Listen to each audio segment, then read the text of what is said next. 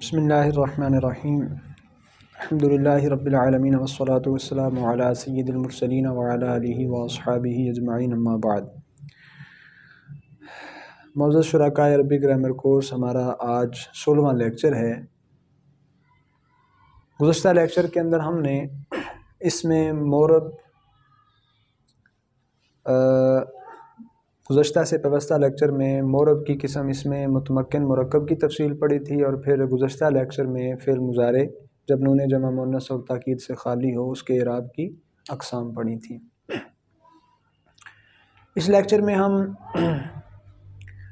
مشابہ مبنی الاصل کی قسم، اس میں غیر متمکن، اس کی تفصیل پڑھیں گے، اور اس تفصیل کے جاننے کے بعد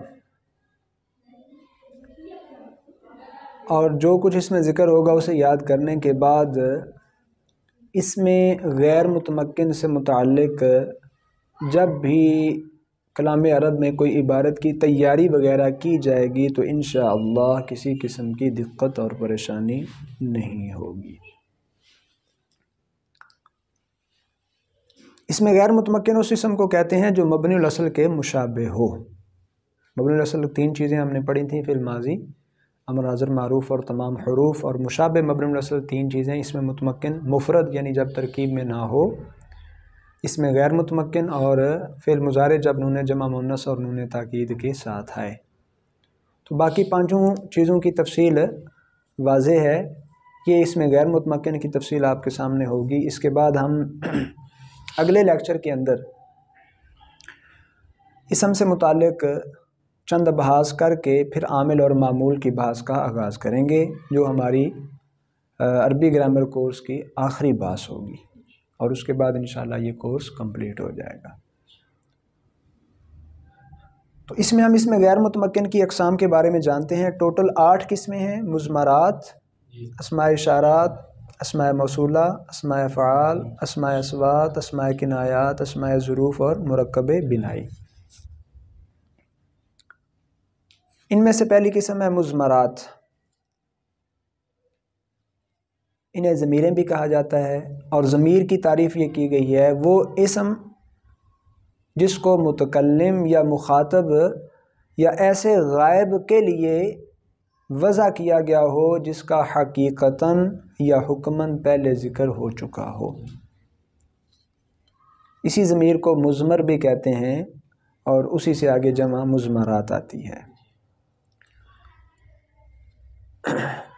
متکلم اور مخاطب کی ضمیر کے علاوہ جو غائب کی ضمیر ہوتی ہے اس کا ماقبل میں کوئی مرجع بھی ہوتا ہے جس کی طرف وہ لوٹتی ہے، پلٹتی ہے۔ اگر ہم ضمیر کے اعراب کی بات کریں تو ضمیر کا اعراب محلی ہوتا ہے۔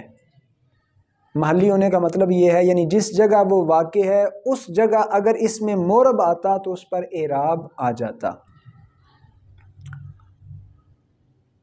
تو اس محل میں وہ آئی ہوئی ہے، اس پہ تو اعراب لفظی نہیں ہوگا، اگر اس میں مورب آتا تو اس پہ اعراب آ جاتا۔ پھر اس ضمیر کا محل کبھی رفع ہوگا، کبھی نصب ہوگا، اور کبھی جر۔ محل رفع میں فاعل، نائب فاعل، مبتدا بنیں گی، اور دیگر جو مرفوعات۔ محل نصب میں مفعول ہوگی، یا انا وغیرہ جو ہے حروف مشبہ بالفعل کا اسم ہوگی، اور محل جر میں مضاف الیہ یا حرف جر کے ساتھ آئے گی۔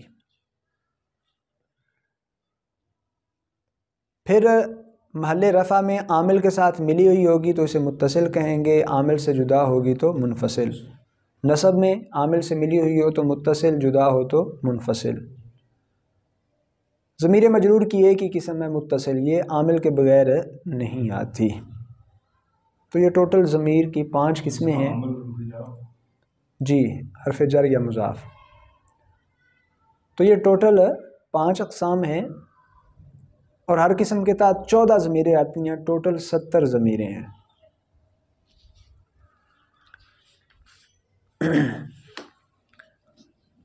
آپ کے سامنے اس کی تفصیل موجود ہے۔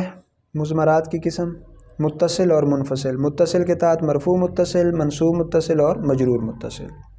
منفصل کے تحت مرفوع منفصل اور منصوب منفصل، مجرور منفصل نہیں ہوتی۔ تو متصل کی طرف آتے ہیں وہ ضمیر جو محل رفع میں ہو اور عامل سے ملی ہوئی ہو. 14 ضمیریں.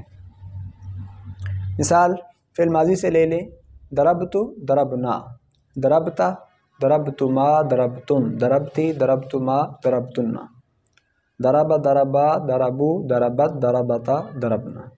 تو یہ 14 ضمیریں جو عامل کے ساتھ ملی ہوئی ہیں، ان کو مرفوع متصل کہا جاتا ہے. آگے بڑھنے سے پہلے متصل کے حوالے سے ذرا تفصیل جان لیں. اس کی آگے 2 قسمیں ہیں.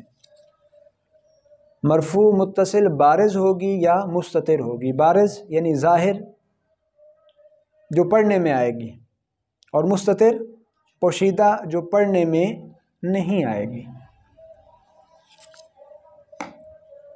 بارز کی ضمیر جیسے ابھی ہم نے یہ گردان پڑھی ماضی کی، تو اس میں شروع سے اگر آپ دیکھیں دارابا کے اندر جو ضمیر ہے وہ ہمیں نظر نہیں آ رہی، اسے مستتر کہیں گے. دارابا میں الف، دارابو میں واو، دارابت میں ہیا ہے وہ نظر نہ آ رہی، اسے مستتر کہیں گے. باقی جو صیغے ہیں ان میں نظر آتی ہے تو وہ ساری کی ساری کیا ہوں گی؟ ضمائر بارزہ. تو فعل ماضی کے 14 صیغوں میں سے واحد مذکر غائب اور واحد مؤنث غائب 2 صیغوں میں ضمیر کیا ہوتی ہے؟ مستتر. باقی 12 صیغوں میں ہوتی ہے بارز. فعل مضارع کے 9 صیغے، 4 تثنیہ کے صیغے اور 4 جمع کے صیغے، 2 جمع مذکر اور 2 جمع مؤنث کے صیغے اور 1 واحد مؤنث حاضر کا صیغہ. ان 9 صیغوں میں ضمیر بارز ہوتی ہے. باقی جو 5 صیغے ہیں، واحد مذکر غائب، واحد مؤنث غائب، واحد مذکر حاضر، واحد متکلم اور جمع متکلم، ان 5 صیغوں میں ضمیر مستتر ہوتی ہے. آگے مستتر کی پھر 2 قسمیں ہیں، جائز الاستتار اور واجب الاستتار. جائز الاستتار کا مطلب یہ ہوتا ہے کہ جس کی جگہ فاعل جو ہے وہ اس میں ظاہر بھی آ سکتا ہے،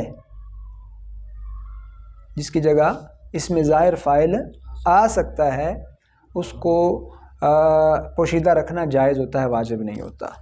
یہ فعل ماضی، فعل مضارع کے جو واحد مذکر غائب اور واحد مؤنث غائب کے صیغے ہیں ان میں جائز الاستتار ہوتی ہے، اور اس میں فاعل اور اس میں مفعول کے واحد مذکر اور واحد مؤنث کے جو صیغے ہیں ان میں جائز الاستتار ہوتی ہے کہ وہاں اس میں ظاہر بھی فاعل آ سکتا ہے. اور واجب الاستتار فعل مضارع، امر، نہیں، ان کے واحد مذکر حاضر، واحد متکلم اور جمع متکلم کے جو صیغے ہیں ان میں ضمیر مستتر جو ہوتی ہے واجب الاستتار ہوتی ہے، اس کو ظاہر کرنا جائز نہیں ہوتا. مثلا تضرب میں آپ تضرب انت نہیں کہیں گے.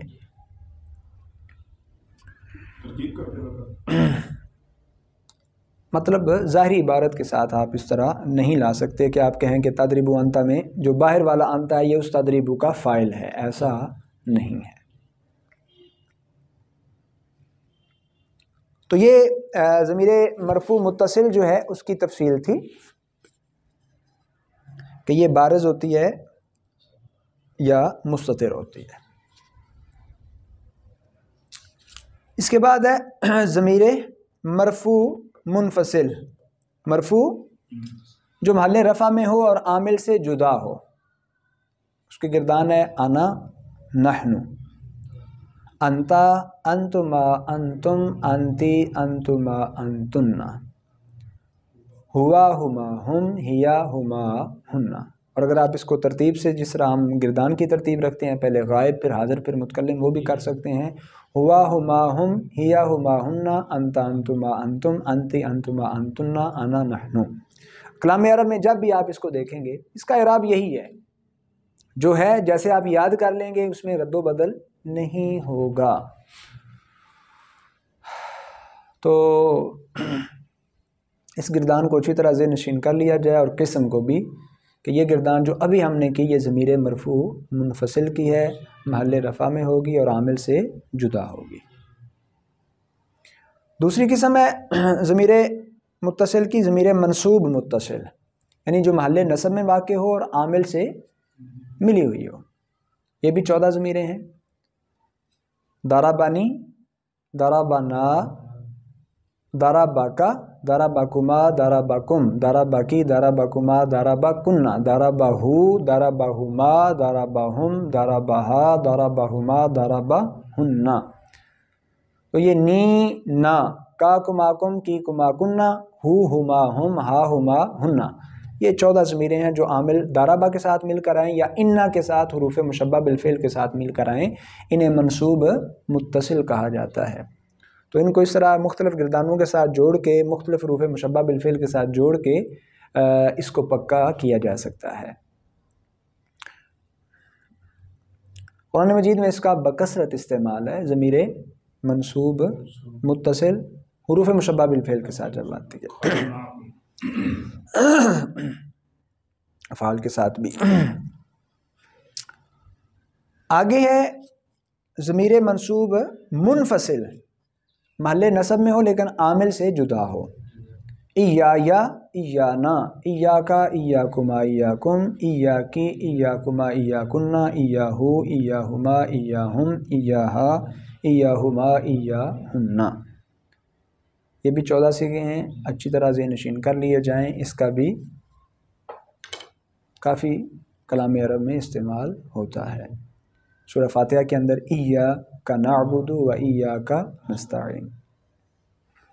اس کے بعد آخری ہے ضمیر مجرور متصل، محل جر میں ہو، عامل سے ملی ہوئی ہو، یا تو وہ کیا ہوگی مضاف کے ساتھ آئے گی یا حرف جر کے ساتھ. جیسے غلامی غلامنا غلامکا غلامکما غلامکم غلامکی غلامکما غلامکنہ غلامہو غلامہما غلامہن غلامہا غلامہما غلامہن. یلی لنا لکا لکما لکم لکی لکما لکنہ لہو لہما لہم لہا لہما لہن. تو یہ ضمائر سے متعلق آپ کے سامنے تفصیل آ گئی. 70 ضمیریں کیسے آتی ہیں، کیسے استعمال ہوتی ہیں، آپ کے سامنے تفصیل سے بیان ہوا. آپ کلام الہی سے، کلام نبوی علی صاحب الصلاۃ والتسلیم سے اور دیگر عربی کلام سے ان کی مثالیں تلاش کر کے اس کو ذہن نشین کر سکتے ہیں. آگے بڑھتے ہیں. اس میں غیر متمکن کی اگلی قسم ہے اسماء اشارات. اسم اشارہ، اس کی تعریف یہ کی جاتی ہے، اسم اشارہ کی وضع عضو کے ذریعے کسی محسوس مبصر کی طرف اشارہ کرنے کے لیے ہوئی ہے. محسوس یعنی جس کو حس کے ساتھ جانا جا سکے، اور مبصر یعنی آنکھوں کے ساتھ اسے دیکھا جا سکے. جیسے یہ کتاب ہے یا یہ وائٹ بورڈ ہے جس کی طرف اس کو محسوس بھی کیا جا رہا ہے اور آنکھوں سے دیکھا بھی جا رہا ہے، تو ہم اس کی طرف اشارہ کر کے بات کر سکتے ہیں کہ یہ وائٹ بورڈ ہے.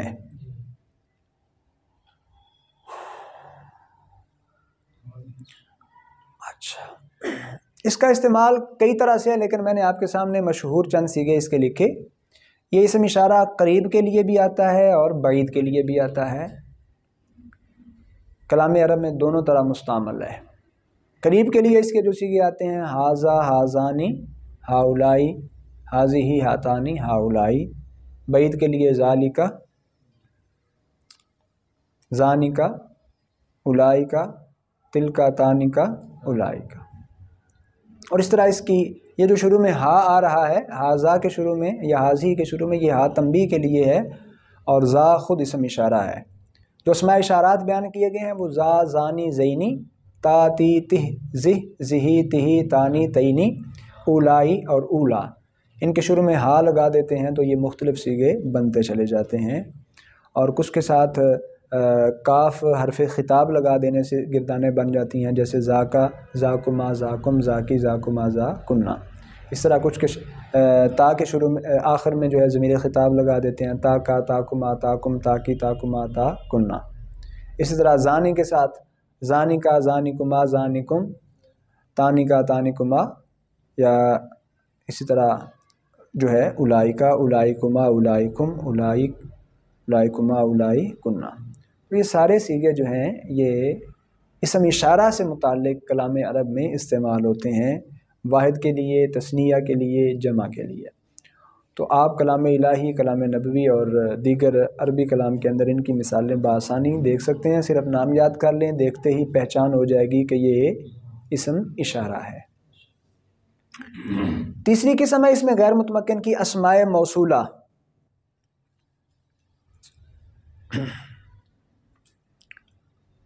اسماء موصولہ، اسم موصول کسے کہتے ہیں؟ فرمایا اسم موصول وہ اسم ہے جس کا معنی کسی جملہ خبریہ کے ملائے بغیر مکمل نہ ہوتا ہو، جس کا معنی کسی جملہ خبریہ کو ملائے بغیر مکمل نہ ہو، اس اسم کو اسم موصول کہا جاتا ہے، یعنی یہ خود اسم موصول اور اس کا صلہ جو ہے وہ جملہ خبریہ ہوگا۔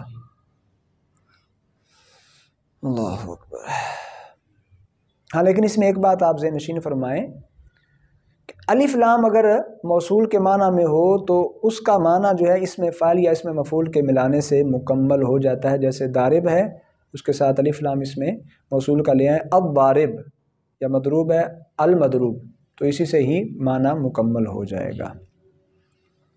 اسماء موصولہ یہ بھی مخصوص ہیں، اللذی، اللذانی، اللذینی، اللذینہ، اللتی، اللتانی، اللتینی، اللاتی، اللواتی، ما، من، این، ایتن، اور اس طرح الف لام بمعنی اللذی جو اس میں فاعل اور اس میں مفعول میں آتا ہے، ذو بمعنی اللذی یہ بنو طے کی لغت میں اس میں موصول کے معنی میں آتا ہے۔ تو یہ چند ایک صیغے ہیں، آپ یاد کر لیں، انشاءاللہ ذہن نشین ہو جائیں گے، اور جہاں بھی کلام الہی، کلام نبوی اور دیگر جگہ آئیں گے پہچان ہو جائے گی۔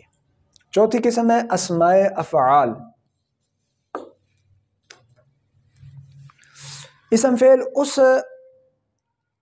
اسم کو کہا جاتا ہے جو فعل کے معنی میں استعمال ہوتا ہے، ہوتا تو اسم ہے لیکن فعل کے معنی میں استعمال ہوتا ہے۔ مصنف نے اس کی دو قسمیں بیان کی ہیں، علماء نحات نے دو قسمیں، کچھ اسماء افعال بمعنی امر حاضر ہوتے ہیں اور کچھ اسماء افعال بمعنی ماضی ہوتے ہیں، جیسے رویدہ، بلہا، حیہ، ہلما، یہ امر حاضر کے معنی میں ہیں، اور ہیہاتا، شتانا یہ فعل ماضی کے معنی میں ہے۔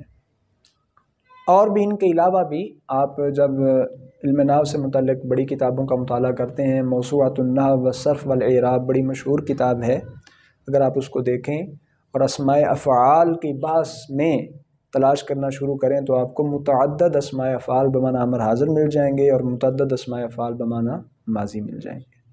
موسوعۃ النحو والصرف والاعراب۔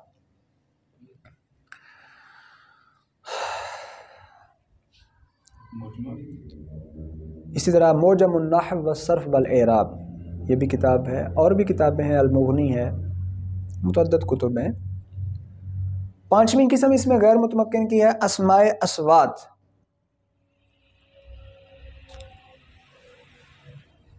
اس میں صوت اس اسم کو کہا جاتا ہے جو کسی امر عارض کے وقت انسان کے منہ سے طبعی طور پر صادر ہو، یا اس سے مراد وہ اسم بھی ہوتا ہے جس سے ہم کسی حیوان کو آواز دیتے ہیں یا کسی حیوان کی آواز کی نقل اتارتے ہیں، جیسے کھانسی ہو رہی ہو تو آدمی اوہ اوہ کرتا ہے، اسی طرح ناپسندیدگی کے وقت آدمی اف کی آواز نکالتا ہے، خوشی ہو بخی بخی جب مسکراتا ہے تو آواز ایک خاص نکلتی ہے۔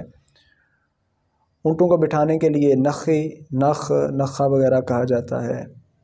کوے کی آواز کی نقل کرنی ہو تو غاقی، غاقی کہا جاتا ہے۔ یہ سارے اسماء اصوات ہیں، مخصوص سے ہیں، اور ان کو بھی ان بڑی کتابوں کے اندر تلاش کیا جا سکتا ہے، کلام الہی میں اور دیگر جگہ۔ کلام الہی میں تو ان کا استعمال نہیں ہے، باقی دوسری جگہ جو ہے آپ ان کا استعمال بھی دیکھ سکتے ہیں۔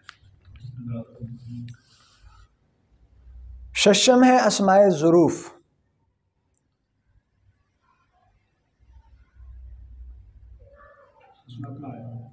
اسم ظرف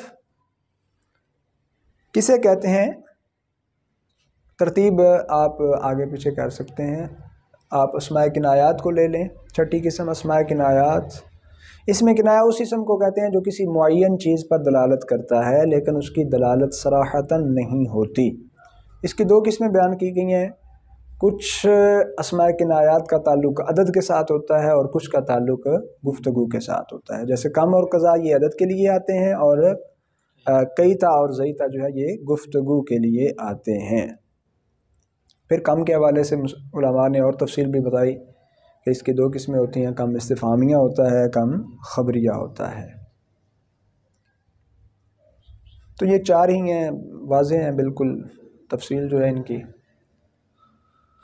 اور 7ویں قسم اسماء ظروف، ان میں سے کچھ زمانے کے لیے آتے ہیں، کچھ مکان کے لیے آتے ہیں، اور اس میں ظرف اس اسم کو کہتے ہیں جو فعل کے واقع ہونے کے زمانے یا جگہ پر دلالت کرتا ہے۔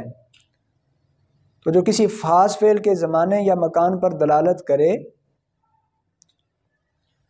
یہ ایک خاص قسم ہوتی ہے جس کا تعلق افعال کے ساتھ ہم نے گردانوں کے اندر پڑھا، جیسے ہم فعل ماضی ضربہ کی صرف صغیر میں پڑھتے ہیں، وظرف منہ مضرب مضربان مضارب و مضارب۔ تو یہ کسی خاص فعل کے زمانے یا مکان پر، خاص فعل، اور وہ خاص فعل کیا تھا؟ ضرب۔ اور جو کسی خاص فعل کے ظرف پر نہیں بلکہ مطلق فعل کے ظرف پر دلالت کرے تو اسے اسم ظرف کہا جاتا ہے، اور اسی کا ہم یہ یہاں بیان کر رہے ہیں، اور یہی قسم ہے اس میں غیر متمکن کی۔ تو یہ زمانے اور مکان کے لیے آتا ہے، اذ، اذا، متا، کیف، ایانا، امسی، مز، منذ، قط، عود، قبل، بعد۔ یہ سارے اسماء ہیں جو ظرف زمان کہلاتے ہیں، زمانے کے لیے آتے ہیں۔ اور یہ یاد رہے، یہ اس میں غیر متمکن کی قسم جو مبنی الاصل کے مشابہ ہے، تو یہ مبنی تب ہوں گے کہ جب یہ مضاف ہوں اور ان کا مضاف الیہ محذوف ہو، نیت میں موجود ہو۔ مضاف الیہ لفظوں میں موجود نہیں، محذوف ہے، لیکن نیت میں موجود ہے، تو پھر یہ مبنی ہوں گے۔ اور حیث، قدام، تحت، فوق، یہ ظرف مکان کے لیے آتے ہیں، اور ان کا بھی استعمال اسی طرح ہوتا ہے کہ مضاف ہوں، مضاف الیہ محذوف ہو، نیت میں موجود ہو، تو یہ مبنی ہوتے ہیں۔ اس کے بعد ہے 8ویں قسم، مرکب بنائی۔ اس کے متعلق جب ہم نے مرکب غیر مفید کی اقسام پڑھی تھیں تب گفتگو کر لی تھی کہ 2 اسموں کو ملا کر ایک کر دیا گیا ہو اور دوسرا اسم اپنے ضمن میں کسی حرف کو لیے ہوئے ہو، جیسے احد و عشر کو ملا کر احد عشرہ کر دیا۔ تو یہ احد عشرہ سے لے کر 19 عشرہ تک یہ 9 اسماء ہیں، ان کو اچھی طرح ذہن نشین کر لیا جائے۔